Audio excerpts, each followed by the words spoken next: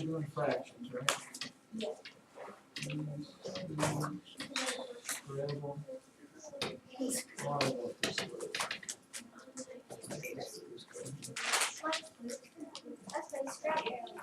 Under fractions, please. Your life will forever be changed today when we talk about fractions, because today's little subheading is reducing them. I can get it to right. Reducing fractions.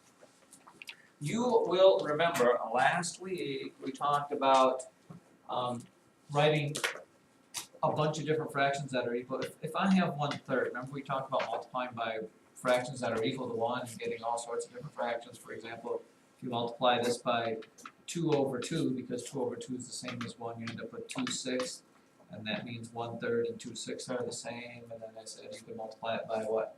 What would be another fraction that is equal to 1/3 besides 2/6? What if you multiply both the top and the bottom by 3? What would you get for an equal fraction?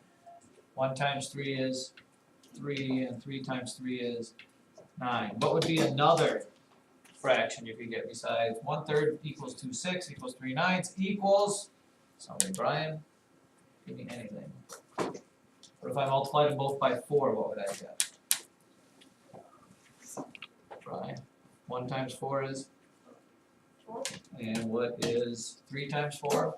12. So 4/12 is the same thing as 1/3. Another fraction, what if I multiplied them both by 5? I'd end up with, Emily?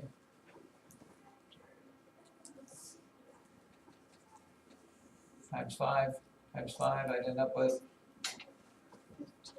on the bottom, what would I end up on top? What's 5 times 1? 5/15. All of these fractions equal 1/3. We talked about this was last week. Okay, that really isn't anything new. Today we're actually going backwards, because in math, you can write all those different fractions. We always in math want to say the easiest one, the one that's most, the one that you can understand the most. For example, if I told you, I ate 9/27 of a pizza, you might have to think a little bit over what that would look like or whatever. But if I told you I ate 1/3 of a pizza, that makes more sense, even though 9/27 is the same thing. Okay?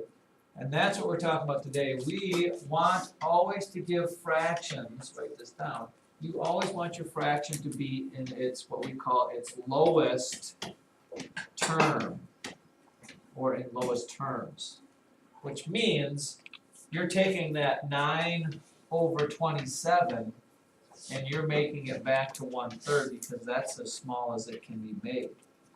To which you're going to ask yourself, how do I do that? Somebody say that. How do I do that? Well, the rule with fractions is, just like you can multiply fractions by the same number over the same number, you can also divide fractions by the same number over the same number. Okay? In other words, if I started with 5/15ths, and here again is where you need to know your multiplication tables, because if you don't know some of these multiplication things, you're not going to do this. You have to say to yourself, is there the same number? Can I divide 5 and 15 by the same number that'll go into it evenly or equally, or that goes into it? What factor do both 5 and 15 have? What number can I divide both 5 and 15 by and get a real answer there? Ella? 3. 3 doesn't go into 5. Try a different one. Caleb? 5. And if I divide them both by 5, okay, this is what we call reducing the fraction. They're going to be equal fractions, it's just that it's a smaller one. 5 divided by 5 is 1, and 15 divided by 5 is 3. And once you get down to this, where nothing goes into it besides 1, this is called its lowest terms. Okay, you are looking for numbers that you can divide into. Like this one, 8/10. 8/10 can be reduced. And you have to say, okay, what number goes into both 8 and 10? If they're even numbers, it's pretty easy to pick which one, Chase. 2. 2. And what do you get if you divide both the top? If you divide both the top and the bottom by 2? What is 8 divided by 2 or cut in half? 8 is 4. 10 divided by 2 is, Jim? 5. And then you always have to look at this and say, is there some number that goes into 4 and 5? Other than 1. 1 goes into everything, but there is no other number. This is in its lowest terms. That is the fraction in its lowest terms. You kind of just got to get used to it. And by the way, from this point forward, when you write your answers in the math on your paper, and they're in fractions, you need to make sure that they're written in their lowest terms. Here's some more examples. 6/8. If I asked you to reduce 6/8 to its lowest terms, you look at that fraction, you'd write it down and you go, okay, what number goes into both 6 and 8? Madison Sittler says 2. And what do you get if you divide them both by 2? 6 divided by 2 is 3, and 8 divided by 2 is 4. Having 6/8 of a dollar is the same thing as having 3/4 of a dollar. We always use the lowest terms, 3/4. And here's what a problem will look like. They'll give you a problem that looks like this. 3/8 minus 1/8. Well, if you see that problem in your book, what's the first thing you do? By the way, I asked 8th graders the same question today. Matthew? Write it up and down. So I go 3/8 minus 1/8. What do I get if I have 3/8 minus 1/8? Riley? 2/8.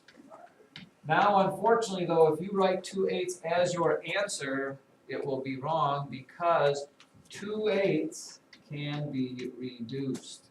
And you have to be able to recognize that there's no magic formula or anything. Connor, what number goes into 2 and 8? 2. So you have to do that. 2 divided by 2 is 1, and 8 divided by 2 is 4. 1/4 would be your answer. You have to, from this point forward, reduce to lowest terms. And they give you, most of these are going to be pretty easy. They'll get a little harder as time goes on. How about this one? I'll give you this one. 5 and 5/12 minus 1 and 1/12. Find a place to do this one. I can do that. 5 and 5/12. 5 and 5/12 minus 1 and 1/12. Take a second and do that one for me. See what you get for an answer. 5 and 5/12 minus 1 and 1/12.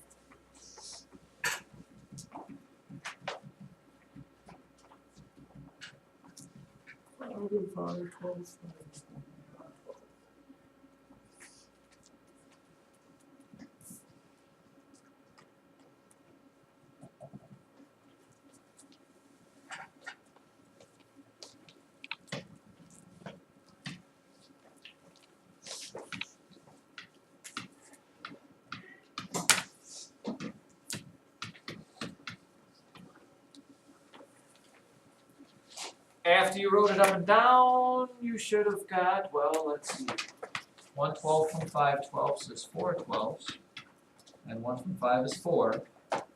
Unfortunately, that would not be right. If you left it like that, what do you get if you reduce and simplify? I'll tell you the math, we call it simplifying. Cassie? 4 1/3, correct. Because what number goes into 4 and 12? 4. You always want to go with the biggest number. If you just use 2, you get 2/6, and 2/6 can also still be reduced. So you need to go with the biggest number. How many people had 2/6? Everybody? Alright, so be careful with that. Yes, 4/12 divided by 2 does give you 2/6, but then you have to look at that and say, can this one be reduced more? And yes, because 2 goes into both of those. So we got 1/3. That's why this is reduced, this is in its lowest terms, and you always want to go issues with that? What if it was 2 6/9? What is 2 6/9 reduced? Two lowest terms. What number goes below 6 and 9? Oh, these times that trine and souls. Joseph! 3. And what do you get if you divide them both by 3? 6 divided by 3 and 9 divided by 3. 2/3. There you go. So 2 2/3 will be your answer for that. Welcome to the world of fractions.